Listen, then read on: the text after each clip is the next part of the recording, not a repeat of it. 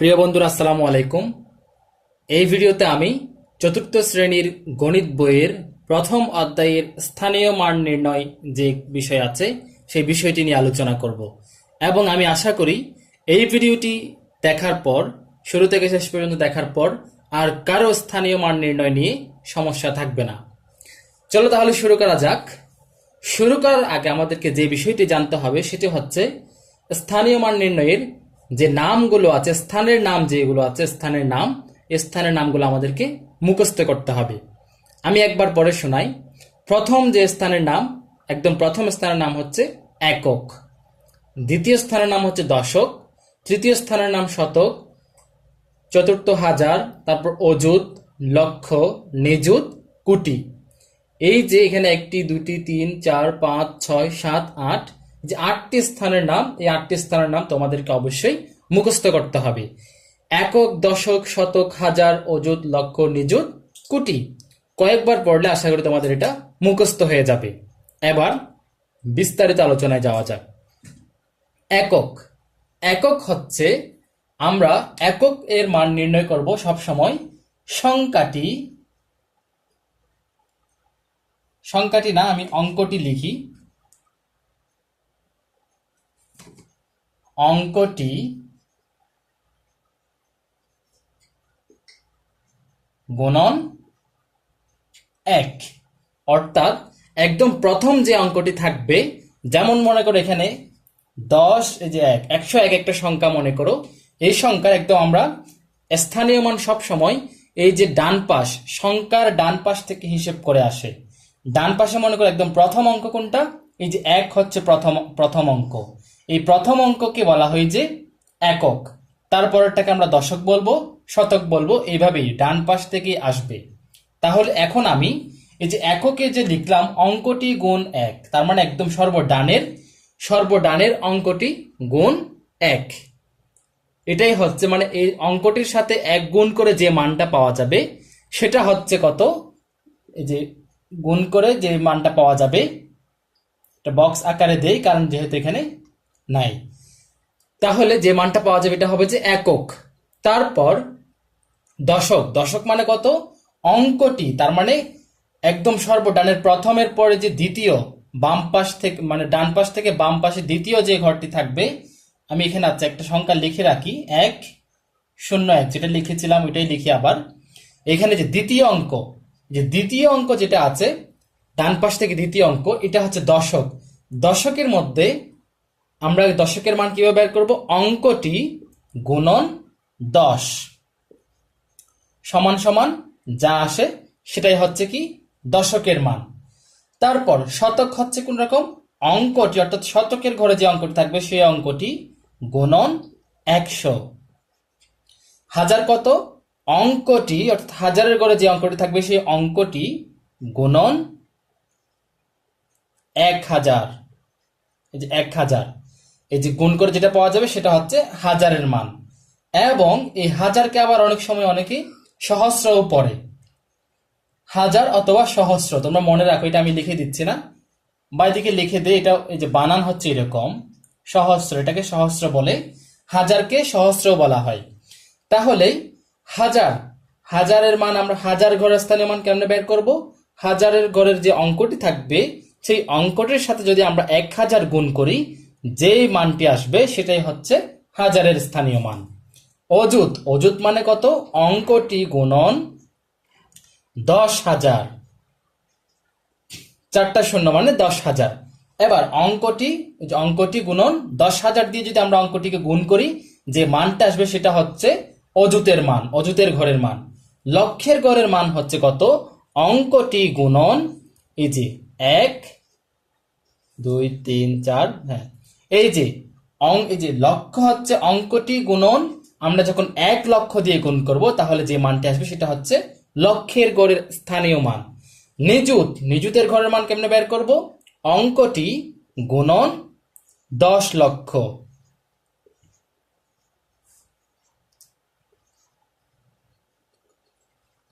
হ্যাঁ 10 লক্ষ। তাহলে নিযুতের ঘর হচ্ছে কত, অঙ্কটি গুণন 10 লক্ষ যদি আমরা করি, মানে অঙ্কটির সাথে যখন আমরা 10 লক্ষ গুণ দেব যে মানটি আসবে সেটি হচ্ছে নিযুত। কোটি হচ্ছে কত? কোটি হচ্ছে অঙ্কটি গুণন 1 কোটি। 1 2 5 7, হ্যাঁ, 1 কোটি যখন আমরা লিখব, অঙ্কটির সাথে যখন আমরা 1 কোটি যখন গুণ দিব, গুণ দিয়ে যে মানটি পাওয়া যাবে সেটি হচ্ছে কোটির স্থানীয় মান। এখন আমি এই যে এই সবগুলো নিয়ে এখন আমি একটু বিস্তারিত আলোচনা করব। আলোচনা করার পর আমি একটা উদাহরণ দেখাবো। প্রথমেই দেখো দেখি, স্থানীয় মান সব সময় স্থানীয় মান নির্ণয় করে ডান পাশ থেকে বামে আসে এরকম। একটা সংখ্যা যদি এরকম হয়, এক, একক, দশক, শতক, হাজার, অযুত, লক্ষ, নিযুত, কোটি, মনে করো এটা একটা সংখ্যা, এবং সংখ্যাটির এখন আমি দেখাবো একদম সর্বডানে। সর্বডানে এই যে এটা হচ্ছে একক, তারপর দশক, শতক, হাজার, অযুত, লক্ষ, নিযুত, কোটি। এই যে মনে করো এখানে এককের ঘরের অঙ্কটি, এককের ঘরে যে এখানে এই অঙ্কটির স্থানীয় মান কত হবে? স্থানীয় মান হবে যে অঙ্কটি মানে 1 গুণন 1। এটা যদি 9 হতো বা 8 হতো বা যে সংখ্যাটি যে অঙ্কটি হোক না কেন, আমরা মনে করি এটা 9, এককের ঘরে মনে করো 9 আছে, তাহলে কি হবে? আমরা 9 গুণন 1 সমান সমান 9 পেতাম একক। এবার মনে করো দশকের ঘর, ডান পাশ থেকে দ্বিতীয় নাম্বার দশক। দশক মনে করো এখানে 2 আছে, তাহলে আমরা কি করব? 2 গুণন 10, তার মানে কত? 10 দ্বিগুণে 20, 20 হবে দশকের গড়ের মান। তারপর এটা মনে করো 3 আছে, তার মানে কত? এটা শতক, একক, দশক, শতক, তার মানে 3 গুণন 100, যা আসবে সেটা হচ্ছে শতকের মান। তারপর হাজার, হাজার মনে করো এখানে 1 আছে মনে করো, তার মানে 1 গুণন 1000। তারপর এভাবে এভাবে প্রতিটা অঙ্কের মান আমরা যেই স্থানের নাম, এই যে যে স্থানের নাম ওই স্থানের অঙ্কটির সাথে যখন আমরা স্থানের এই মানগুলোর সাথে যখন আমরা গুণ দিব, যে মানটি আসবে সেটা হচ্ছে ওই স্থানের মান। এবং সবগুলা যখন আমরা যে তারপর যে মানটা পাবো সবগুলা যখন আমরা যোগ করব, যোগ করে যে মানটি আসবে সেটা হচ্ছে সংখ্যাটি নিজেই। অর্থাৎ সবগুলো স্থানের মান আমরা যোগ করলে সংখ্যাটি অবশ্যই পাবো। এখন এই হলো আলোচনা। এবং একটু করে বলে রাখি এখানে, সেটা হচ্ছে দশক, একদম ছোট থেকেই বলে আসি, দশকের মধ্যে শূন্য কতটি? 1টি। শতকের মধ্যে শূন্য কতটি? 2টি। হাজারের মধ্যে শূন্য কতটি? 3টি। তারপর অযুতের মধ্যে শূন্য কতটি? 4টি। লক্ষের মধ্যে শূন্য কতটি? 5টি। এগুলো তোমরা একটু বিশেষ করে লক্ষ, নিযুত, কোটি এগুলো একটু ভালো করে মনে রাখবা। লক্ষের মধ্যে শূন্য কতটি? 5টি। চাইলে দেখে লিখে রাখতে পারো, লক্ষের মধ্যে শূন্য হচ্ছে 5টি, 5টি শূন্য। তারপর নিযুত, নিযুতের মধ্যে কতটি শূন্য? 6টি, 6টি শূন্য। কোটির মধ্যে কতটি শূন্য? 7টি শূন্য। অর্থাৎ এই বিষয়টা হচ্ছে যে কোনো কোটির সংখ্যার মধ্যে, যেমন যদি বলে কেউ 9 কোটিতে শূন্য কতটি, আমাদের যদি এই যে 1 কোটিতে 7টি শূন্য আছে এটা যদি মনে থাকে, কারো জানা থাকে, মুখস্থ থাকে, আমরা ছট করে উত্তর দিতে পারি 9 কোটিতে 7টি শূন্য, এরকম। তারপর আবার কিছু পার্থক্য আছে, সেটা হচ্ছে কেউ যদি 10 কোটি বলে বা 100 কোটি বলে, তখন আবার শূন্য একটু বেশি হবে। কেন? কারণ এখানে সংখ্যাটি, অর্থাৎ 10 কোটিতে 10 একটা সংখ্যা, তারপর 7টি শূন্য, তখন একটু পার্থক্য হবে। তবে এছাড়া আমরা কোটিতে শূন্য কতটি? 7টি। লক্ষে শূন্য কত? নিযুতে শূন্য কতটি? 6টি। লক্ষে শূন্য কতটি? 5টি। এই হলো বিষয়। এবার আমি একটি উদাহরণের মাধ্যমে বিষয়টি বুঝাবো। তার আগে একটু বলে নেই, কোনো অঙ্ক যদি, যেমন মনে করো যে এখানে শতকের গড় মনে করো, বা মনে করো যে এই যে কোনো একটা একক, দশক, শতক, হাজার, মনে করো আমরা এখানে হাজারের গড়ে শূন্য আছে মনে করো, তাহলে কত হবে? এই হাজারের গড়ের অঙ্কটি কত? শূন্য। তার মানে এই যে হাজারের গড়ে অঙ্কটি গুণন 1000, তার মানে অঙ্কটি কত? শূন্য। শূন্য গুণন 1000, তাহলে আমাদের মান কত আসবে? 0 গুণন 1000 সমান সমান 0। কেন? কারণ শূন্যর সাথে যেটাই গুণ করি না কেন আমরা যদি পুরো পৃথিবীটাকে যদি শূন্যের সাথে গুণ করে দেই, তাহলে আমাদের অবশ্যই আসবে যে কত? 0। এই হচ্ছে বিষয়। এবার আমি একটা উদাহরণ দিয়ে শেষ করব। উদাহরণে যাওয়া যাক। তোমরা আশা করি বিষয়টা ভালো মতো বুঝেছো। যদি কোনো কনফিউশন থাকে আমাকে কমেন্ট বক্সে জানাতে পারো। এখন আমি একটা উদাহরণ লিখব। উদাহরণটি আসলে বই থেকেই নেওয়া, তোমরা গণিত বইয়ের 6 পৃষ্ঠায় উদাহরণটি পাবা। 1, 9, 5,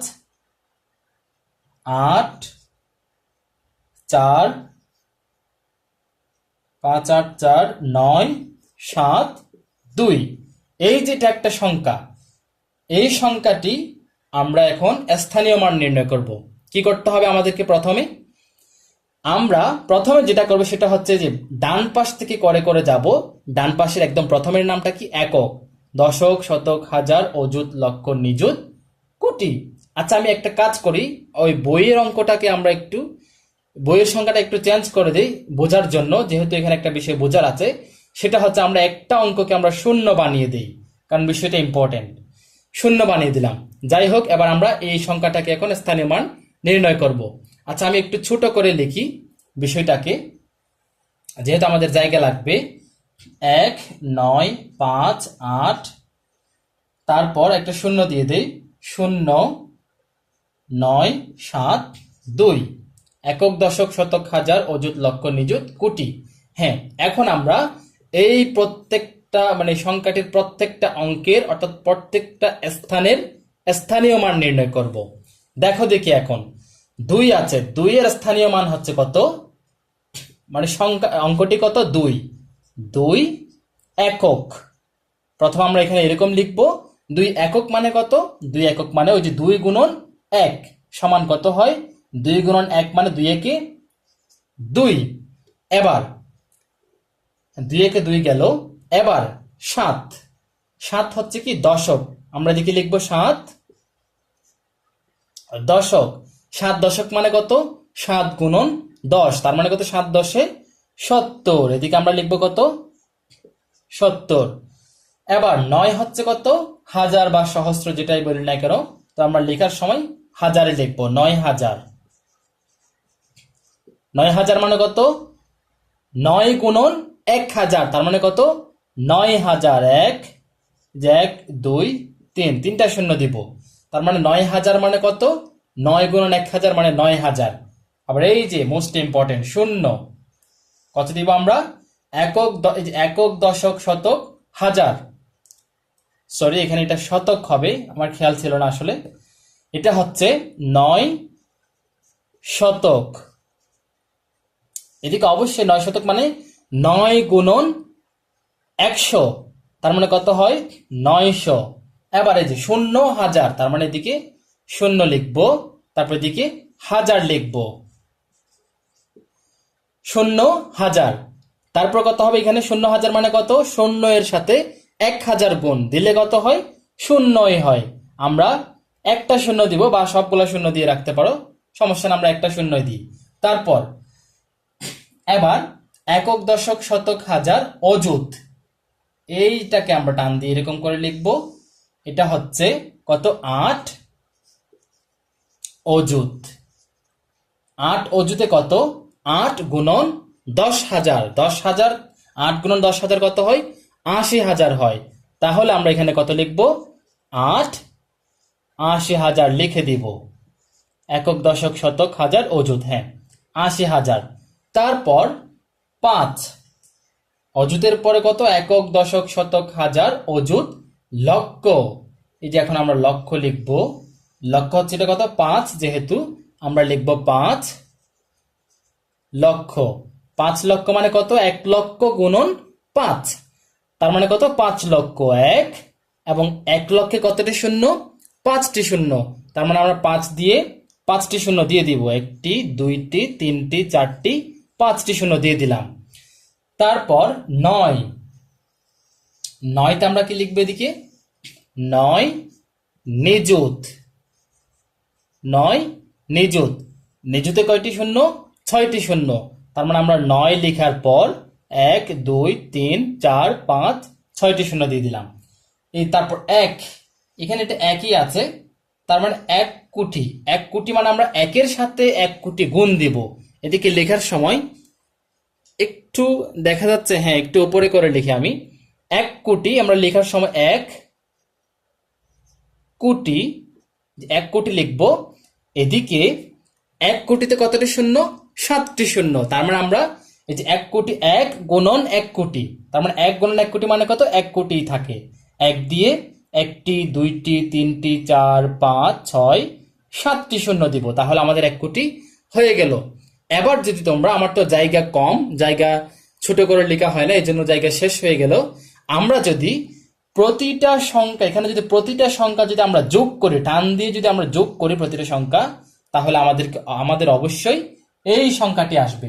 এই সংখ্যাটি আমাদের এদিকে এগুলো যোগ করলে আসবে। তোমরা কিন্তু দেখতেই পাচ্ছ, সর্ব ডানে 2 আছে, সবগুলা যোগ করলে 2, তারপর 7 আছে 7, তারপর 9 আছে 9, তারপর 0 আছে, যেহেতু শূন্য সবগুলো শূন্য 0, তারপর 8, এই যে 8 আছে, 5 আছে, 9 আছে, তারপরে যে 1 আছে, এরকম সবগুলা যোগ করলে স্থানীয় মানের সবগুলা যোগ করলে আমরা এই সংখ্যাটি পাবো। এই হলো স্থানীয় মান নির্ণয় নিয়ে আলোচনা। আমি এটা একদম সবচাইতে বড়টা দেখিয়ে দিলাম। আমি আশা করি এই পুরো ভিডিওটি যারা মনোযোগ দিয়ে দেখেছো এবং এটি যারা বুঝেছো, তাদের এই স্থানীয় মান নির্ণয় নিয়ে, যে স্থানীয় মান নির্ণয় নিয়ে আর কোনো সমস্যা কোনোদিন হবে না। এই হলো স্থানীয় মান নির্ণয়ের ভিডিও। আশা করি তোমাদের ভিডিওটি ভালো লেগেছে। তাহলে ভালো থেকো, সুস্থ থেকো, দেখা হবে পরবর্তী ভিডিও। আল্লাহ হাফেজ।